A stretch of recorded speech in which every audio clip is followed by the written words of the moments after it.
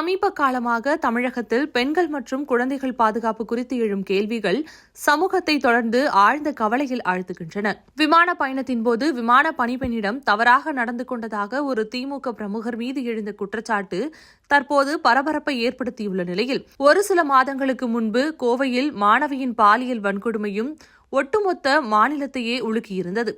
இதையடுத்து ஒரு சில தினங்களுக்கு முன்பாக தேனி கனிக்கோட்டை அருகே 2.5 வயது சிறுமியை பாலியல் வன்கொடுமைக்கு உட்படுத்தி கொலை செய்யப்பட்ட சம்பவமும் நம் நாட்டில் அரங்கேறியது. இப்படி பொது இடங்களிலும் கல்வி வளாகங்களிலும் பெண்களின் பாதுகாப்பு குறித்த சர்ச்சைகள், அண்ணா பல்கலைக்கழகத்தை சுற்றிய பாதுகாப்பு விவாதங்கள், இவை அனைத்தும் சேர்ந்து பெண்களின் பாதுகாப்பு குறித்து மிகப்பெரிய கேள்விக்குறியை எழுப்புகிறது.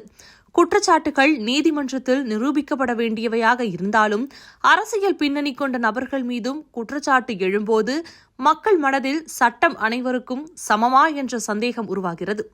குற்றம் புரிபவர் எந்த கட்சியை சேர்ந்தவராக இருந்தாலும் அவர்களுக்கு அரசியல் பாதுகாப்பு கிடைக்கக்கூடாது. உடனடி நடவடிக்கை, கட்சி தளத்தில் இடைநீக்கம், விரைவான விசாரணை, தண்டனையில் தாமதமின்மை ஆகியவை வெளிப்படையாக நடைபெற வேண்டும். பெண்கள் மற்றும் சிறுமிகள் வீடு முதல் பொது இடங்கள், கல்வி நிறுவனங்கள், வேலை தலங்கள் வரை பாதுகாப்பாக உள்ளார்களா என்பது அரசியல் குற்றச்சாட்டை தாண்டிய மனிதநேய கேள்வியாக மாறியுள்ளது. போக்சோ போன்ற கடுமையான சட்டங்கள் உள்ள நிலையில் கூட இத்தகைய சம்பவங்கள் தொடர்ந்து வெளிவருவது சட்ட அமலாக்கத்தின் திறன், கண்காணிப்பு முறைகள், சமூக விழிப்புணர்வு ஆகியவற்றில் பலவீனம் உள்ளதா என்ற சந்தேகத்தை ஏற்படுத்துகிறது. பெண்கள் பாதுகாப்பு என்பது ஒரு கட்சி அல்லது எதிர்க்கட்சியின் விவாத பொருள் அல்ல. அது சமூகத்தின் மரியாதை, நீதித்துறை மீதான நம்பிக்கை மற்றும் அரசின் செயல்திறன் ஆகியவற்றின் அளவுகோல்.